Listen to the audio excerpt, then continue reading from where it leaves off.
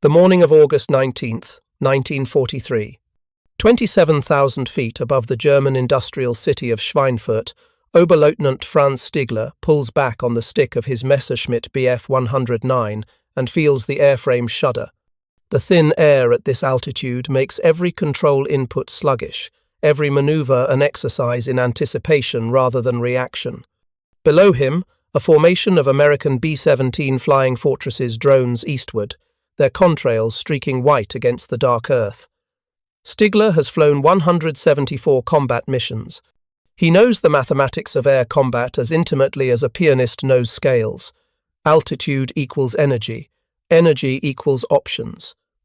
The pilot who controls the vertical dimension controls the fight. This is doctrine. This is physics. This is survival. Then he sees them. 4 aircraft climbed toward his position from below. Twin-boomed silhouettes, unmistakably American. Twin-engine fighters, the type his. Intelligence officers have mentioned in briefings with dismissive shrugs. Heavy machines, reconnaissance platforms, perhaps light bombers. Nothing a properly positioned Bf 109 need concern itself with. Stigler checks his altitude advantage. 3,000 feet, textbook positioning. He rolls into a shallow dive to build speed, preparing for a slashing attack that will send these lumbering machines scattering. What happens next will fundamentally alter his understanding of what is possible in the air.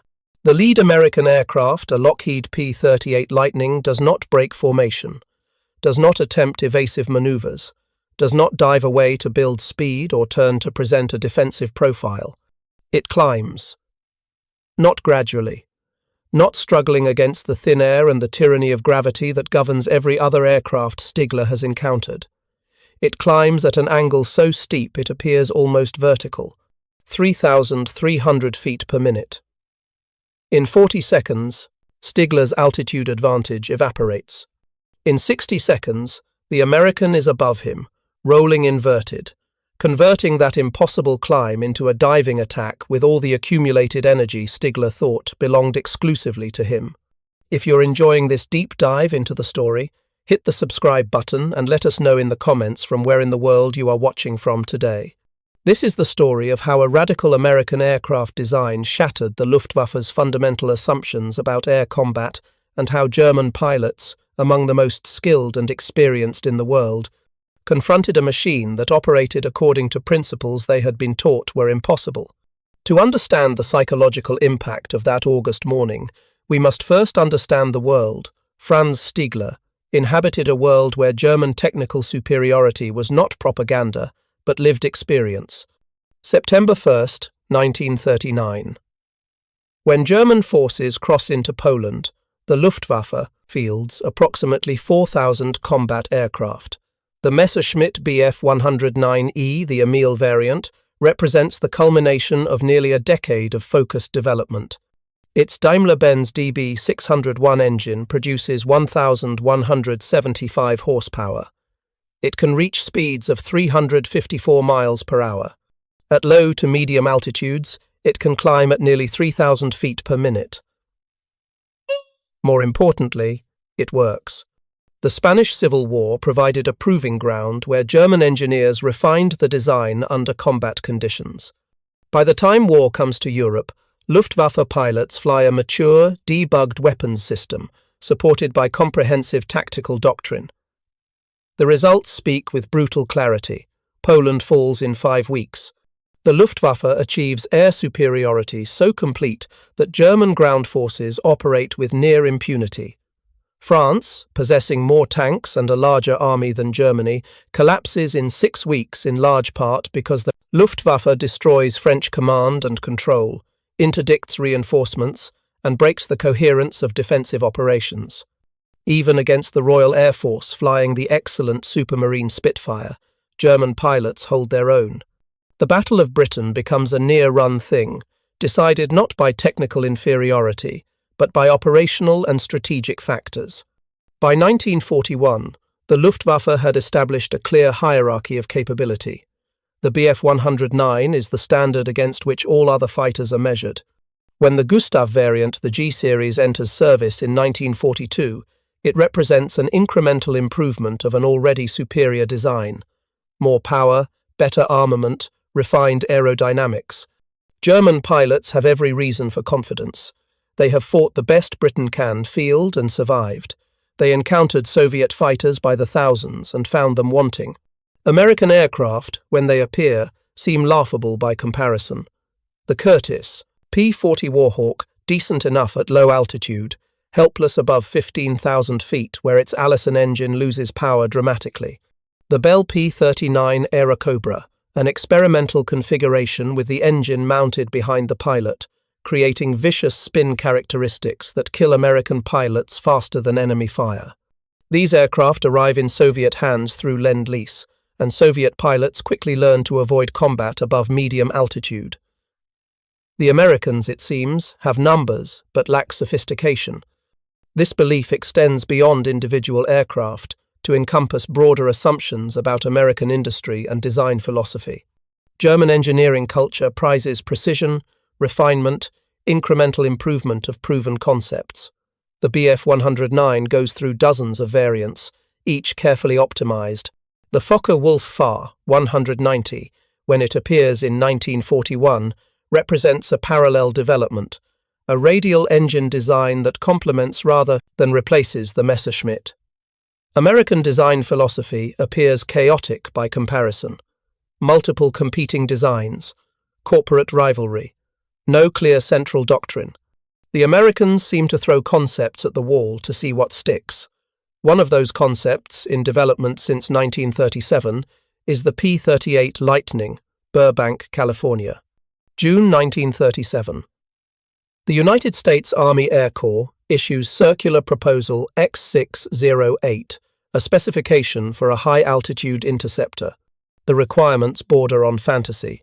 Reach 20,000 feet in 6 minutes, achieve 400 miles per hour, carry heavy armament, and maintain enough fuel for extended operations. Every major American aviation company examines the specifications and reaches the same conclusion: impossible. The requirements contradict each other at a fundamental level. High speed demands low weight and minimal drag. Range demands fuel capacity, which means weight. High altitude performance demands turbochargers, which add complexity, weight, and drag. Heavy armament adds more weight. Choose 2, perhaps 3 of these requirements, not all of them. At Lockheed's Burbank facility, a 33-year-old engineer named Clarence Leonard Johnson, universally known as Kelly, approaches the problem differently. Johnson has a reputation for unorthodox solutions. He does not begin with existing fighter designs and attempts to optimize them. He begins with the requirements and asks, what would an aircraft look like if we designed it from first principles to meet these specifications? The answer: nothing like any fighter anyone has built before. Johnson's insight is elegant and radical. Use 2 engines. Not because twin-engine fighters are inherently superior, conventional wisdom holds they are inferior, but because 2 engines solve multiple problems simultaneously. Power. 2 Allison V17 10 engines provide 2,600 horsepower combined later. Variants will push this to 3,200 horsepower. This is roughly double the power available to any single-engine fighter. Redundancy. Lose 1 engine. The aircraft remains controllable and can return to base. In single-engine fighters, engine failure over hostile territory means capture or death. Configuration. With engines mounted in separate booms, the central fuselage becomes available for fuel, armament, and the pilot. All weapons mount in the nose, 4 50 caliber machine guns and 1 20mm cannon, meaning all bullets travel parallel paths. No convergence issues, no need to adjust for different ballistic trajectories. Turbochargers. Each engine gets its own General Electric turbocharger, maintaining sea-level power output at altitude. This is technology the Germans will never successfully implement in their fighters. But the configuration creates its own challenges. Twin booms mean twin vertical stabilizers, the distinctive forked tail that will give the aircraft its German nickname. The central nacelle creates unusual aerodynamic characteristics. The long moment arm between engines and fuselage means engine-out handling requires careful design. Kelly Johnson's team spends 2 years solving these problems. January 27, 1939. Lieutenant Ben Kelsey takes the XP-38 prototype airborne for its first flight from March Field in California. The test is brief, less than 30 minutes, but reveals the aircraft's extraordinary performance. Kelsey reports handling characteristics unlike anything he has flown. The twin-engine configuration provides smooth, stable flight. The turbocharged Allisons deliver power without the harsh vibrations of radial engines. 2 weeks later, Kelsey attempts a transcontinental speed record flight. He makes it from California to Ohio in 7 hours and 2 minutes, an average speed of 350 miles per hour, faster than any fighter's maximum speed. Then, preparing to land at Wright Field, an error in cold weather fuel management causes both engines to quit. Kelsey belly lands the prototype on a golf course. The aircraft was destroyed. This could have ended the program. Instead, the Army ordered 13 pre-production aircraft for evaluation. The production version, designated YP-38, begins flight testing in 1940. Test pilots discover performance that seems to violate conventional fighter wisdom. Top speed, 413 miles per hour at 25,000 feet. Service ceiling, 39,000 feet. Rate of climb, 3,300 feet per minute at sea level, and critically climb rate barely degrades at altitude because the turbochargers maintain engine power. But there are problems. At high speed in a dive, the P-38 experiences compressibility effects. Transonic airflow over the wing creates shock waves that lock the controls. Several test pilots die attempting to recover from terminal velocity dives.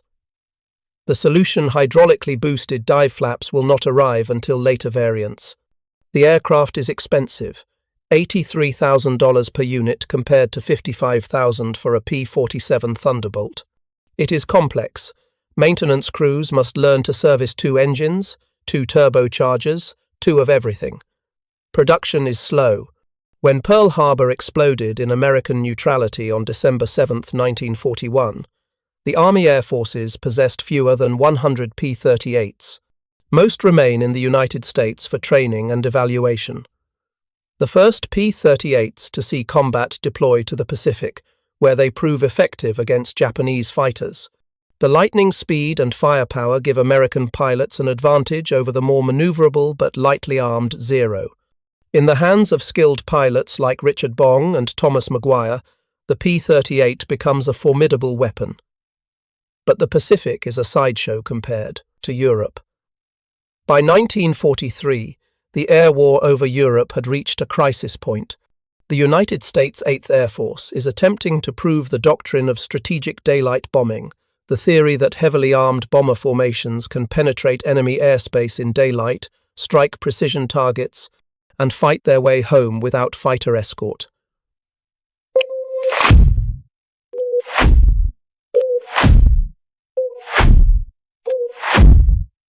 The theory encounters brutal reality. The Luftwaffe has refined its bomber interception tactics to murderous efficiency. When American bomber formations cross into German airspace, Luftwaffe controllers vector fighter units to intercept. Bf-109 and Fw-190 fighters attack in multiple waves, exploiting the bomber's blind spots. Specially equipped Fu-190A series fighters, the Sturmböcke, or Stormbirds, carry heavy armor and 30mm cannons. They close to point-blank range, absorbing defensive fire, and shred B-17s with weapons designed to kill tanks. The statistics become unsustainable. On the August 17, 1943 Schweinfurt-Regensburg raid, the same mission where Franz Stigler encountered the P-38, the 8th Air Force dispatched 376 B-17s. 60 are shot down. 55 are damaged beyond repair. Over 600 American aircrew were killed or captured. This is a loss rate approaching 20%. At this rate, bomber crews have less than a 1 in 3 chance of surviving their required 25 mission combat tour. The problem is range.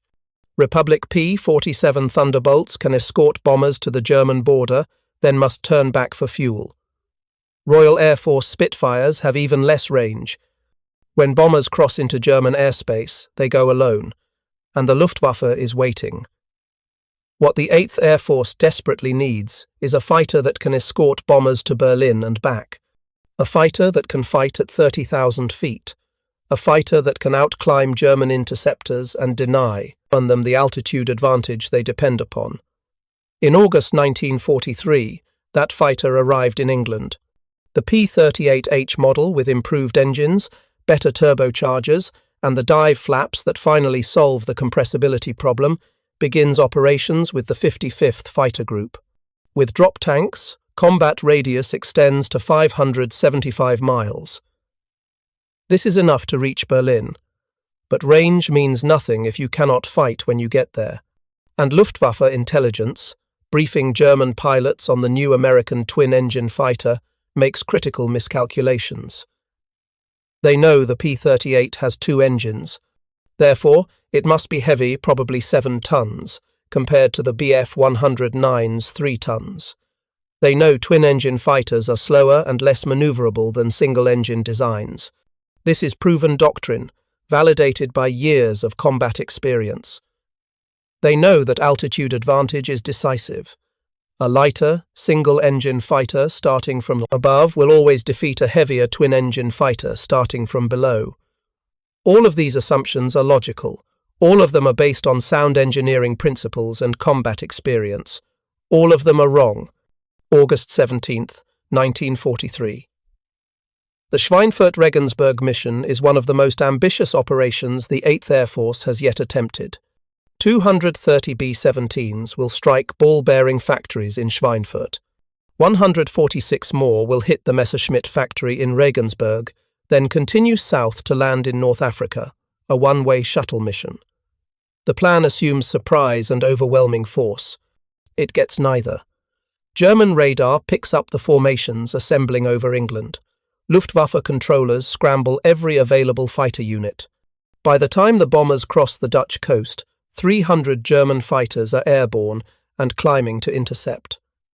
Franz Stigler's unit, Jagdgeschwader 27, scrambles from their base near Munich. Stigler is an experienced pilot, a veteran of campaigns in North Africa and on the Russian front. He has shot down 14 aircraft. He knows his aircraft intimately. The Bf-109 G6 with its DB605 engine producing 1,475 horsepower. He knows its strengths: excellent climb rate at low to medium altitude, good acceleration, deadly accurate 20mm cannon and dual 13mm machine guns. He knows its limitations too. Above 25,000 feet, the mechanically supercharged DB605 begins to lose power. Climb rate degrades. Turn performance suffers as controls become mushy in the thin air. Standard doctrine compensates for this. Gain altitude before the enemy arrives, then dive to attack with speed and energy accumulated from gravity. This gives single-engine fighters lighter, more responsive, decisive advantage over heavier aircraft. At 27,000 feet over Schweinfurt, Stigler spots the bomber formation. Already under attack by other Luftwaffe units, the B-17s maintain tight formation, their overlapping fields of defensive fire creating a deadly crossfire. Then he sees the escorts. 4 aircraft, twin-boomed silhouettes climbing from below. Even at a distance, the configuration is distinctive. P-38 Lightning. Stigler's briefings have covered these aircraft. Heavy. Twin engines mean slower climb, particularly at altitude. Doctrine is clear. Attack from above with speed advantage, make a firing pass, extend away using superior dive performance. He checks his position. 3,000 feet above the P-38s. Perfect altitude advantage. Sun at his back. Textbook. He rolls into a shallow dive, building speed. 400 miles per hour. The Americans are at 24,000 feet, climbing but not rapidly. In 30 seconds he will be in firing range. Except the Americans are not climbing slowly. The lead, P-38 flown by First Lieutenant Virgil Smith of the 55th Fighter Group sees Stigler's diving attack. Standard procedure would be to break formation, dive away to build speed, and attempt to outrun the attack. Smith does not break formation. He advances both throttles to war emergency power. 65 inches of manifold pressure, 3,200 horsepower combined. The turbocharged Allisons do not gasp for air at this altitude, they breathe as easily as at sea level. The P-38's nose comes up, not gently, not in a climbing turn to conserve energy, nearly vertical. Stigler, committed to his dive, watches the distance close. 2,000 feet. The P-38 is climbing directly into his attack. This makes no sense. The American should be defensive, should be evading. 1,500 feet. Stigler's rate of closure is slowing. This is impossible. He is diving, building energy. The P-38 is climbing, shedding energy. His closure rate should be increasing. 1,000 feet. The P-38 is still climbing. Stigler can see the pilot's helmet now, can see the twin booms, can see the forked tail. His gun sight tracks center mass. Then, in the space of 10 seconds, physics as Stigler understands it stops working. The P-38's climb rate does not degrade. At 25,000 feet, where Stigler's Bf-109 can manage perhaps 2,000 feet per minute in a climb, the P-38 maintains 3,300 feet per minute. The turbocharged Allisons do not care about thin air. Stigler pulls out of his dive at 26,000 feet, his speed advantage gone. He attempts to climb after the American, but his mechanically supercharged engine is already losing power. The Bf-109's climb rate at this altitude has degraded to perhaps 1,500 feet per minute. The P-38 is at 28,000 feet now, still climbing. 30 seconds later, Smith levels off at 30,000 feet, rolls inverted, and dives. Now he has the altitude advantage. Now he has the energy advantage. Now he has converted Stigler's attack into his own. Stigler breaks hard left, the Bf-109's superior turn rate his only remaining advantage. The P-38 does not attempt to follow in the turn, it would bleed energy, lose the advantage. Instead, Smith uses his speed to zoom back up, repositioning for another attack. This is energy fighting at its purest. Climb, dive, extend, repeat. But it requires an immense power-to-weight ratio to work at high altitude. Single-engine fighters cannot do this effectively above 25,000 feet. Their engines lose too much power. The P-38, with its turbocharged engines maintaining full power, fights at 30,000 feet, the way Stigler's Bf-109 fights at 15,000. The engagement lasts 6 minutes. Stigler never gets a sustained firing opportunity. Every time he maneuvers into position, the P-38 either outclimbs him to reset the engagement or outspeeds him in level flight. Finally, low on fuel and ammunition, Stigler disengages. He dives away one advantage the Bf-109 retains is dive speed and heads for his home field. Behind him, Smith and his flight continue escorting the bombers. That evening, at the Jagdgeschwader 27 debriefing, Stigler tries to explain what happened. He reports, "We had position, we had the attack from above, and they climbed through us." The intelligence officer makes notes. His skepticism is visible. Twin-engine fighters do not outclimb Bf-109s at altitude. This is known. This is physics. But Stigler is not the only pilot reporting this phenomenon. Across the Luftwaffe, after-action reports begin accumulating. From different units, different fronts, different engagements. The language varies, but the observations are consistent. From Jagdgeschwader 2. Encountered P-38s at 26,000 feet. Attempted bounce from above. Enemy aircraft evaded by climbing. Lost one aircraft in subsequent engagement. From Jagdgeschwader 11. The American twin-engine fighter maintains climb performance at altitudes where our aircraft lose effectiveness. Recommend avoiding engagement above 25,000 feet unless numerical superiority is overwhelming.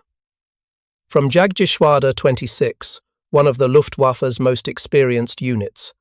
P-38 cannot be treated as a heavy fighter. Climb rate and acceleration comparable to single-engine designs. Standard altitude tactics are ineffective. These are not novice pilots reporting. These are men with hundreds of hours of combat experience, men who have fought Spitfires and P-47s and every Soviet fighter type, men who understand air combat at an intuitive level, and they are all reporting the same thing. The rules have changed. The psychological impact is profound. For 4 years, Luftwaffe doctrine has been built on specific assumptions about energy and altitude. Get above your enemy, dive to attack, extend away, climb back to altitude. Repeat. This works because most aircraft, German or Allied, follow predictable performance curves. Climb rate degrades at altitude. Engine power falls off. Physics applies equally to everyone.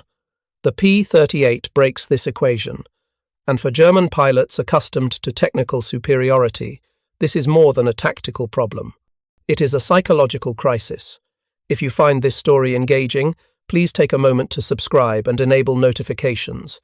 It helps us continue producing in-depth content like this.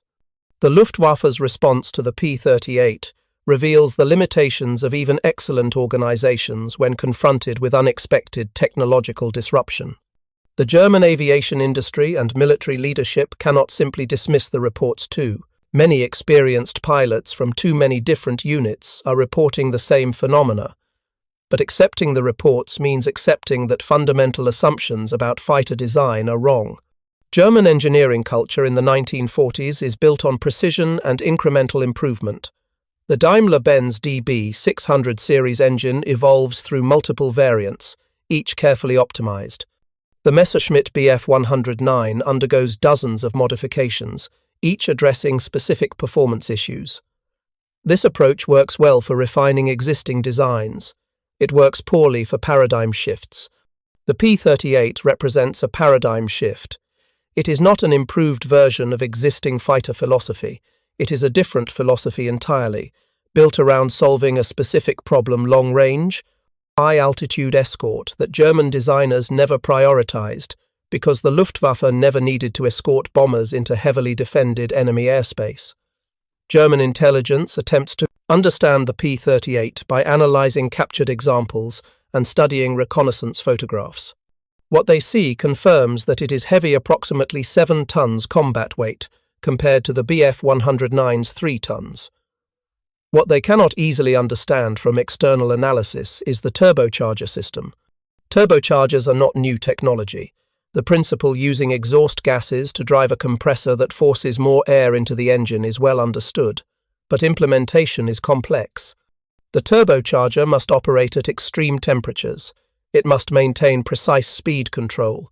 It must integrate seamlessly with engine management. American manufacturers, particularly General Electric, have spent years developing reliable turbocharger systems for aviation use. By 1943, the technology is mature. Each Allison V1710 in the P-38 gets its own General Electric Type B13 turbocharger, mounted in the tail boom behind the engine. This placement far from the pilot, with the tail boom acting as a long exhaust duct, helps manage heat. German attempts to develop equivalent systems for fighter engines consistently fail.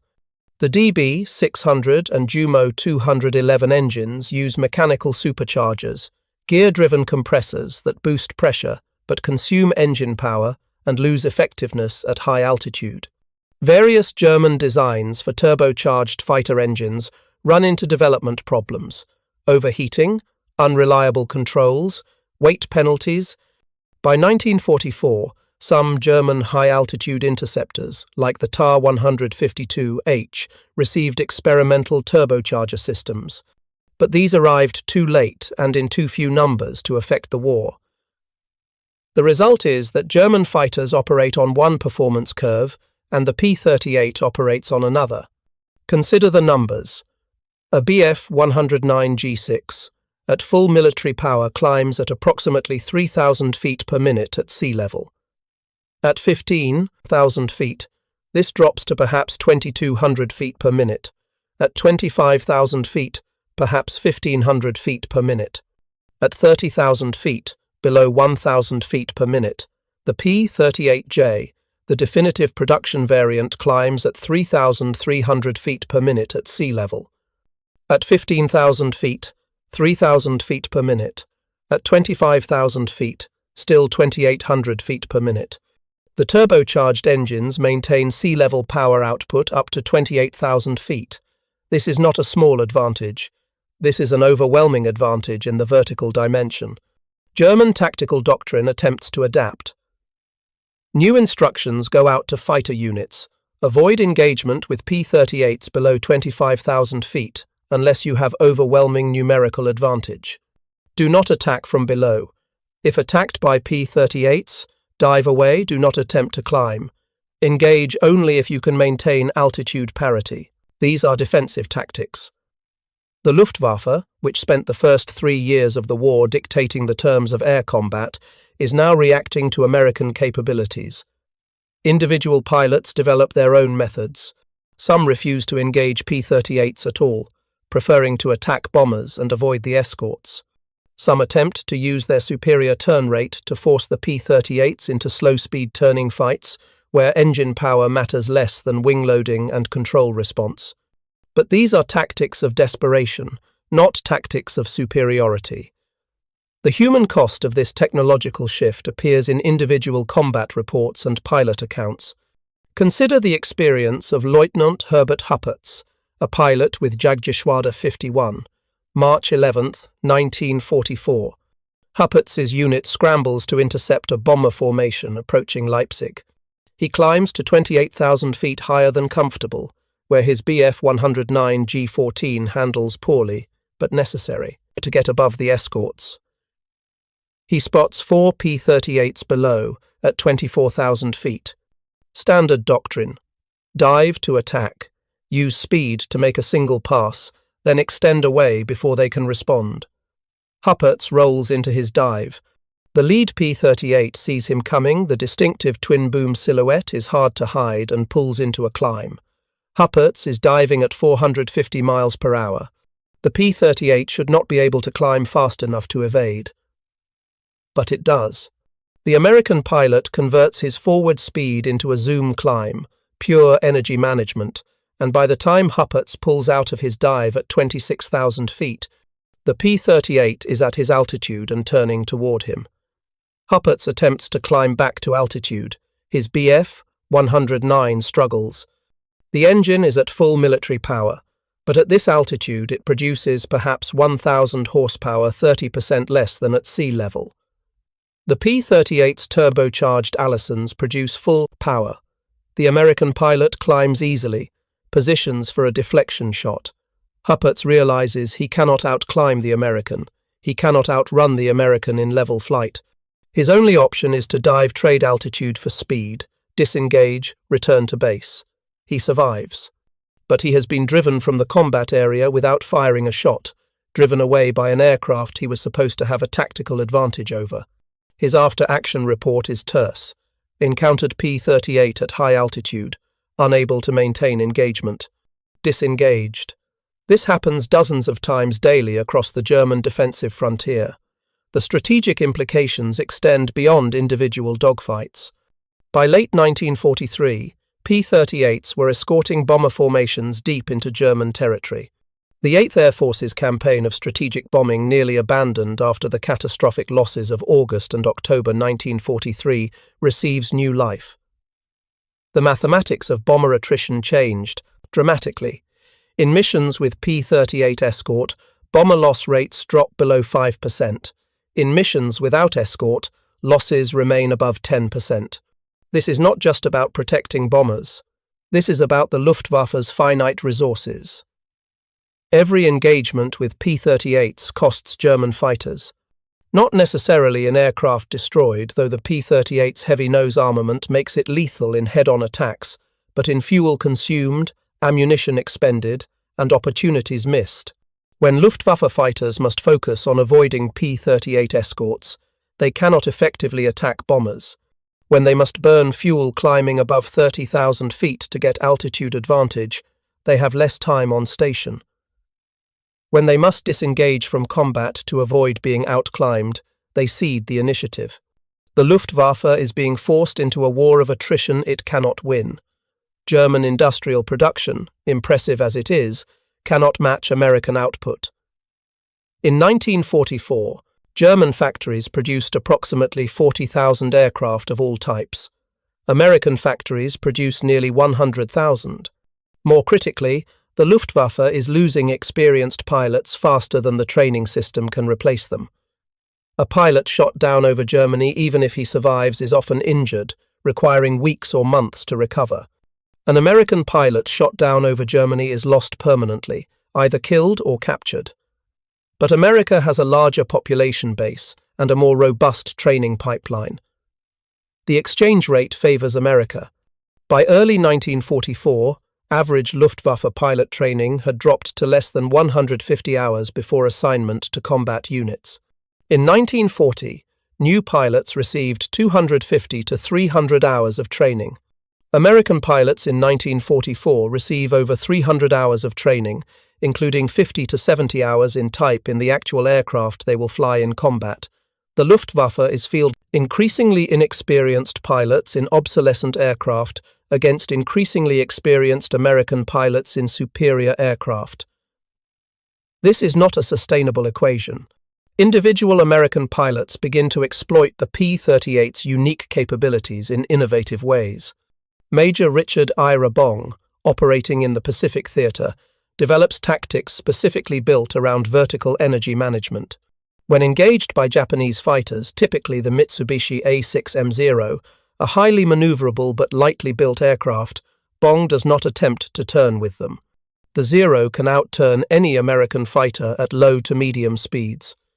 Instead, Bong uses the P-38's speed to maintain separation, then converts that speed into a zoom climb when attacked. The Zero tries to follow. At 8,000 feet, the Zero is still climbing. Well, it is light and has good power to wait at low altitude. At 12,000 feet, it is beginning to struggle. At 15,000 feet, it is nearly stalling, wallowing in the thin air. The P-38, meanwhile, is still climbing at nearly full power.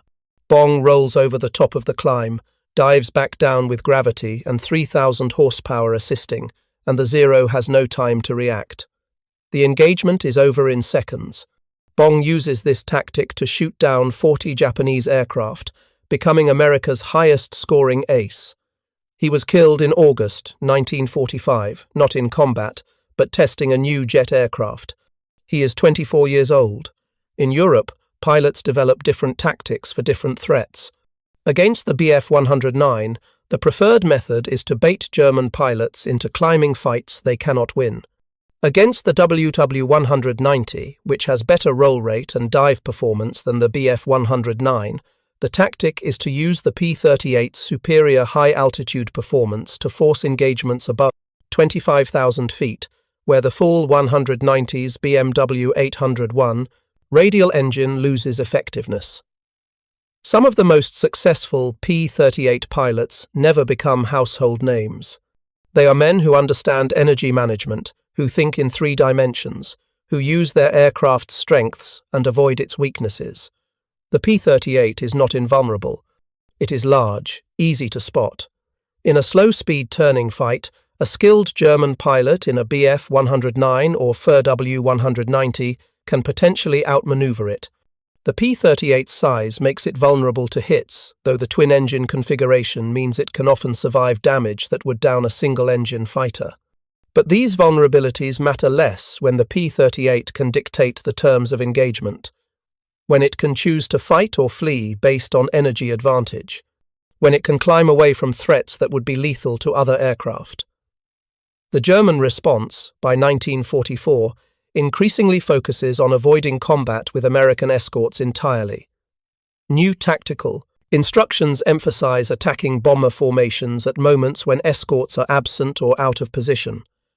This requires careful timing and intelligence about American flight routes and escort patterns. It also produces a psychological shift in German fighter units. The Luftwaffe, which began the war with aggressive, offensive doctrine, is now fighting defensively. Pilots are instructed to preserve their aircraft, to avoid unnecessary risks, to disengage rather than press attacks. This is rational from a resource preservation standpoint. Germany cannot afford to lose fighters and pilots at the rates of 1943, but it represents a fundamental concession. The initiative now belongs to the Americans. Some German pilots resist this shift. Aces like Walter Nowotny and Heinz Baer continue to engage Allied fighters aggressively, racking up impressive scores. But these men are exceptional, and their tactics, while individually successful, cannot be replicated across the entire fighter force. Nowotny, with 258 confirmed kills, was shot down and killed in November 1944. He is 23 years old. Baer, who survives the war with 220 kills, later reflects that the air war was lost not because German pilots lacked skill or courage, but because they were outnumbered and flying increasingly obsolescent aircraft against an enemy with unlimited resources. The P-38, in this context, becomes symbolic of a larger reality. American industrial and technical capacity has reached a point where it can field weapons systems that match or exceed German equivalents while producing them in vastly greater quantities. By mid-1944, the Luftwaffe's situation had become desperate. The invasion of Normandy on June 6 strains German resources further. Fighter units must divide their attention between defending against strategic bombing and supporting ground forces attempting to contain the Allied advance. P-38s, operating from bases in England and later from captured airfields in France, range across German-occupied territory. They escort bombers to targets deep in eastern Germany. They conduct fighter sweeps, actively hunting German fighters. They perform ground attack missions, strafing trains and vehicles. The versatility of the design, a consequence of its power and range, makes it difficult for German commanders to predict where P-38s will appear. A formation that seems to be escorting bombers might break off to attack an airfield. A fighter sweep might encounter German fighters climbing to intercept a different raid. Luftwaffe pilots learn to scan the sky continuously for the distinctive twin-boom silhouette. The German nickname for the aircraft, der Gabelschwanzteufel, the fork-tailed devil, reflects both fear and respect. It is a devil because it appears everywhere, because it cannot be predicted, because it breaks the rules of air combat. American pilots embrace the nickname. Some paint devil imagery on their aircraft. They understand that when your enemy gives your weapon a mythological name, you have won a psychological victory as significant as any tactical success. The final year of the war sees the Luftwaffe attempt several desperate technological responses. The Messerschmitt Me-262 jet fighter, capable of speeds approaching 550 miles per hour, enters service in July 1944. In theory, the jet's speed advantage should allow it to avoid or disengage from any propeller-driven fighter. In practice, the Me-262 has severe limitations. Its Jumo 004 turbojet engines are unreliable, with service lives measured in hours rather than hundreds of hours. The aircraft consumes fuel at prodigious rates, allowing only minutes of combat time. Pilots must slow down to attack bombers, making them vulnerable to escorts during the attack run. P-38 pilots quickly learn to avoid dogfighting with. Me-262s, the speed differential is too great, but to catch them during takeoff or landing, when the jets are slow and vulnerable. Several Me-262s are lost this way. The jet program, like many late-war German technological initiatives, arrives too late and in too few numbers. Approximately 1,400 Me-262s are built, but fewer than 300 see combat. Many are destroyed on the ground by Allied bombing. Others were abandoned when fuel supplies collapsed in early 1945. The P-38 continued flying missions until the end of the war in May 1945. The final tallies are impressive. Over 10,000 P-38s, built in all variants, more than 130,000 combat sorties flown in Europe alone, over 1,800 German aircraft destroyed in air-to-air combat in the European theatre. But statistics cannot fully capture the aircraft's impact. The P-38 changed how the air war was fought. It gave American bomber formations survivable deep penetration capability. It forced the Luftwaffe into defensive tactics. It shattered German assumptions about what was possible in fighter design. In the decades after the war, surviving German pilots offered reflections that reveal the lasting psychological impact of encountering the P-38.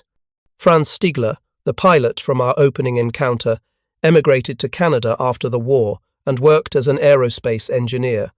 In interviews late in his life, he spoke candidly about the experience of fighting against American aircraft.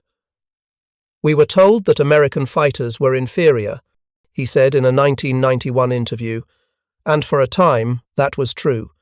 The early aircraft they sent, the P-39, the early P-40, were not competitive.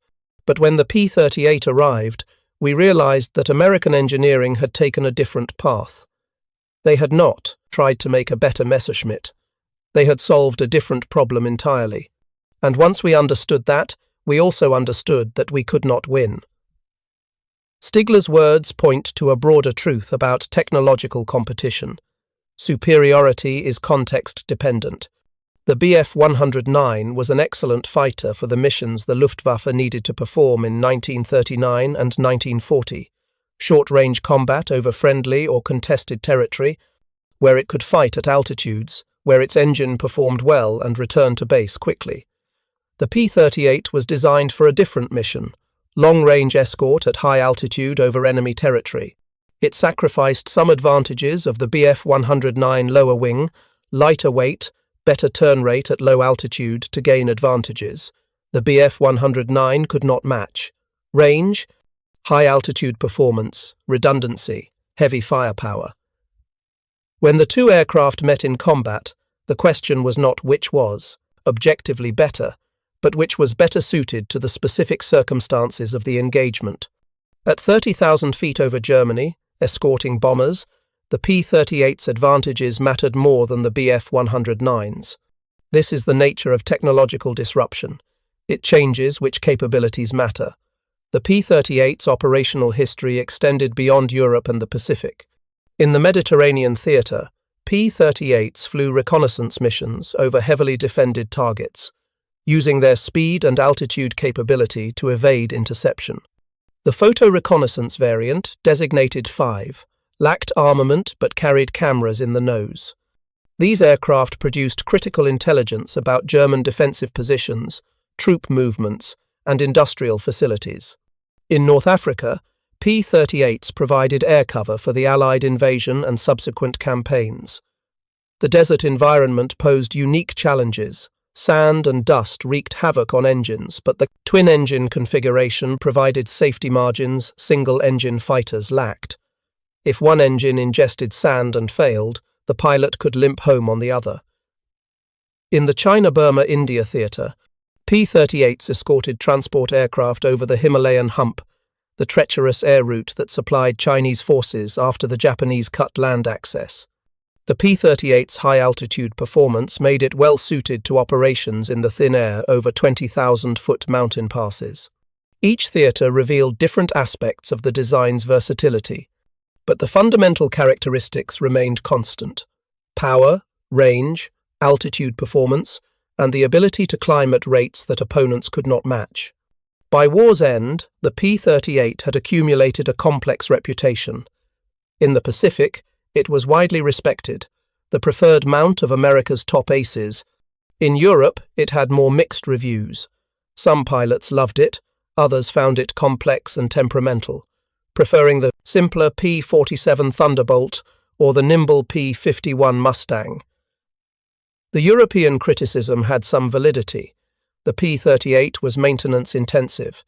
Its complex turbocharger system required skilled mechanics. In the cold of high-altitude European combat, engines sometimes failed to start, or turbochargers froze. Pilots had to monitor two sets of instruments, manage two engines. But these were problems of complexity, not fundamental design flaws. And for the mission, it was designed to perform high-altitude escort. It had no equal until the P-51D Mustang arrived in numbers in mid-1944. The Mustang eventually replaced the P-38 as the primary long-range escort fighter in Europe. The Mustang was cheaper to produce, easier to maintain, and with its Packard-built Rolls-Royce Merlin engine, it matched the P-38's high-altitude performance. Being a single-engine design, it was lighter and more agile. But the Mustang's success does not diminish the P-38's impact. The P-38 proved that long-range escort was possible. It demonstrated that turbocharger technology could work reliably in combat. It forced German tactical doctrine to adapt.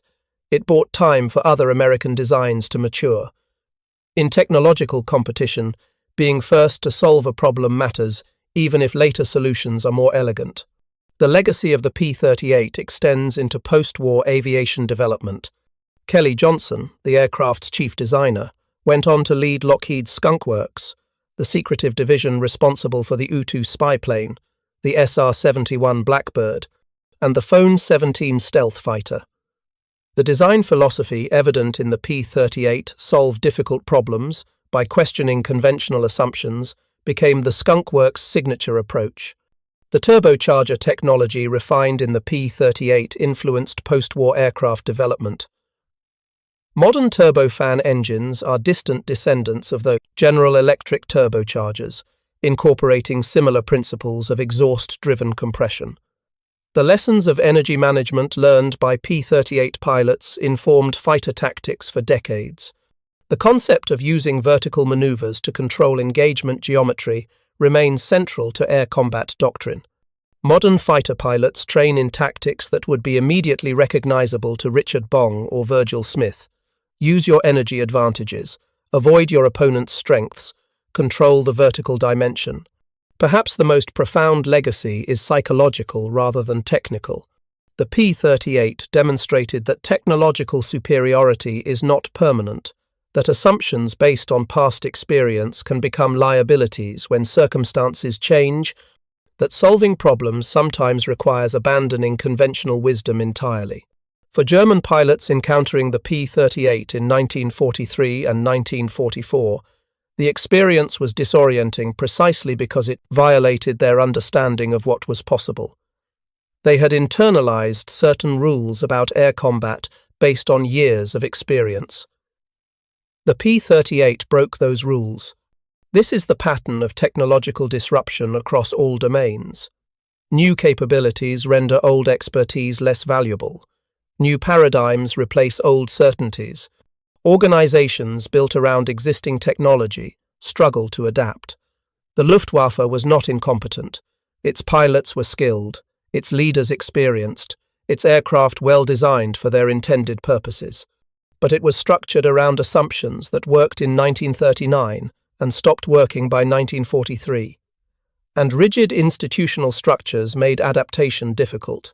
The United States Army Air Forces, with fewer pre-war institutional commitments and greater resources to experiment, could afford to pursue radical designs like the P-38. When it worked, they produced more. When it didn't, they tried something else. This, flexibility, the ability to fail without catastrophic consequences, to experiment with multiple approaches simultaneously proved as important as any specific technical achievement.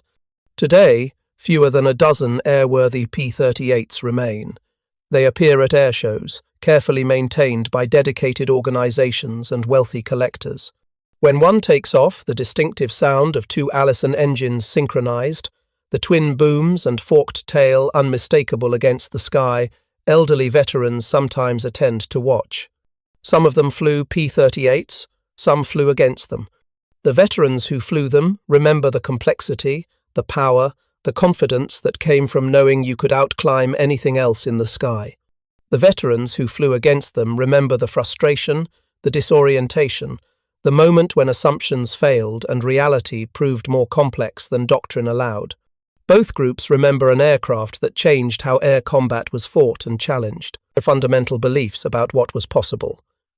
In that sense, the P-38's true legacy is not measured in kills or missions flown, but in the lesson it taught, that engineering creativity combined with industrial capacity can produce capabilities that seem impossible until they appear in the sky above you, climbing at 3,300 feet per minute, breaking every rule you thought governed the physics of flight. Thank you for watching. For more detailed historical breakdowns, check out the other videos on your screen now, and don't forget to subscribe.